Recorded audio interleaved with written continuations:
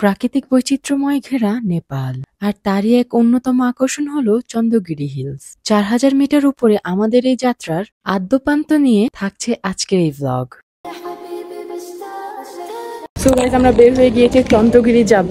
রাতে অনেক ঠান্ডা ছিল, 5.5 ডিগ্রি পড়ে গিয়েছে, এন্ড হচ্ছে গিয়ে মানে এখন গাড়ি চলে আসছে। সো চলুন যে কথা বলি। আর ইয়াস, অনেক ভালো লাগছে। Bye bye.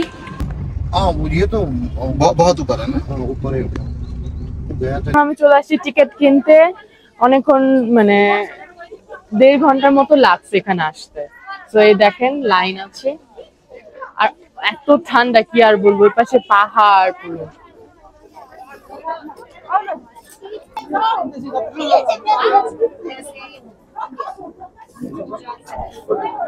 এটা হচ্ছে প্রাইস, টিকিট প্রাইস বা অ্যাড্রেস। তো আমাদের দুজনের টিকিট প্রাইস পড়লো 2640 রুপি। আমাদের কান্ট্রির জন্য এরকম, নেপালের জন্য আরেকটু কম, এন্ড ফরেনারদের জন্য আরো বেশি। তো চলুন এখান দিয়ে যাওয়া যাক।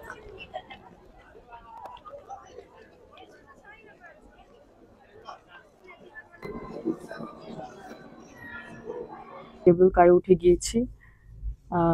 হালকা হালকা ভয় লাগছে, দেখি এখান থেকে অনেক ভালো ভিউ দেখা যাচ্ছে। আমার অনেক ইচ্ছা ছিল ছোটবেলা থেকে যে কেবল কারে উঠবো, আজকে উঠলাম। তো অনেক অনেক উঁচা, ভয়ও করছে। আমরা এখন অনেক অনেক উচ্চতে আছি। দেখেন এই পাশে হচ্ছে গিয়ে দেখা যাচ্ছে রাস্তাঘাট, পাহাড় কাটা, ওখানে আরো অনেকগুলো কেবল কার। এন্ড দেখেন নিচে, দেখেন, ও মাই গড, আমার হাজবেন্ডও ভয় পাচ্ছে, বাট আমার এত ভয় লাগছে না, কারণ ছোটবেলা থেকে আমার ইচ্ছা ছিল কেবল কারে উঠার। নন্দন পার্ক একটা ছিল, ওটা তো অনেক ছোট, মানে অনেক কম হাইটে, তাই তেমন একটা ভয় লাগতো না। আমার আব্বু ছোটবেলায় কাহিনী শোনাতো যে উনি কেবল কারে উঠছে, এটা সেটা। তো এখন আমার আশাটা পুরো হলো আর কি।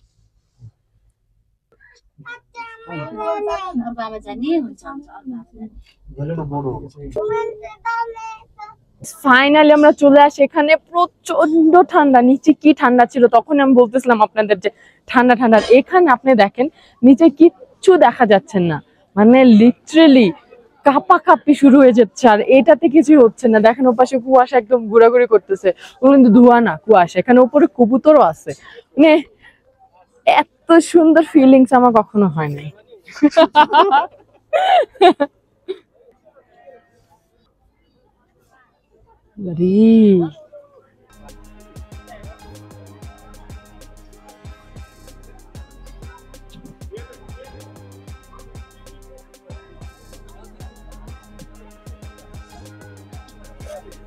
তো এটা হচ্ছে পাহাড়ি রাস্তা, এখানে আশেপাশে অনেকগুলো স্টল চায়ের, দেন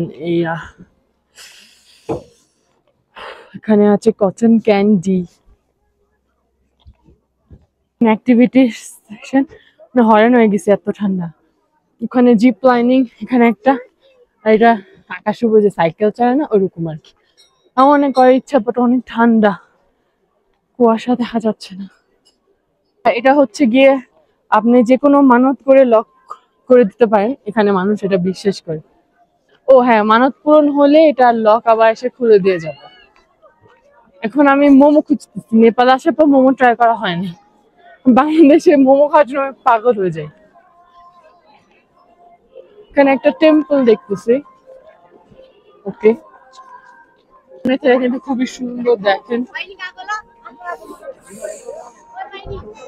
ঠান্ডায় কথা বলতে পারতেছি না, ঠোঁটটা একদম শক্ত হয়ে আসতেছে, আমি আপনাদের বুঝাতে পারবো না এত ঠান্ডা। ওই যে সাইক্লিং করতেছে আকাশে, যদি ঠান্ডাটা একটু কম থাকতো না তাহলে আমি অবশ্যই করতাম। সো গাইজ, আমরা ভেজ মোমো আর হট চকলেট অর্ডার করে ফেলেছি, 250 300 rupee. And sorry, veg momo আর হট চকলেট অর্ডার করেছি 250 500 রুপি। এখানে হচ্ছে গিয়ে পাশে মন্দির আছে, আর এখানে তো বললামই ঠান্ডার জন্য হট চকলেট অর্ডার করেছি। এটা হচ্ছে গিয়ে টিকিট কাউন্টার থেকে এখন নিতে হবে। Let's go, let's go. Nice.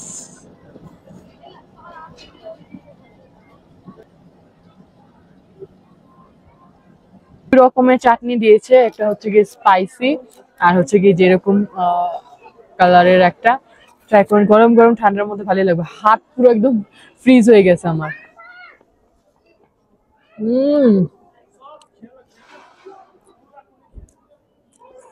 অনেক মজা গাইস। আমাদের বাংলাদেশে সবজি আলু মোমো তো খাওয়াই যাবে না, মজা।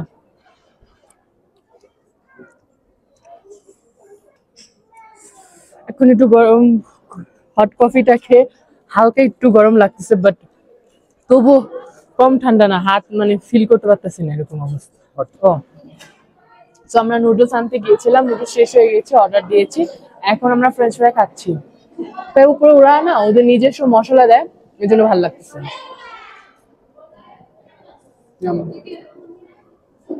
ফ্রাই খেতে খেতে আমাদের চাউমিন চলে আসছে। Look yummy. পুরোটা ভেজিটেবল ভেজিটেবল নুডলস।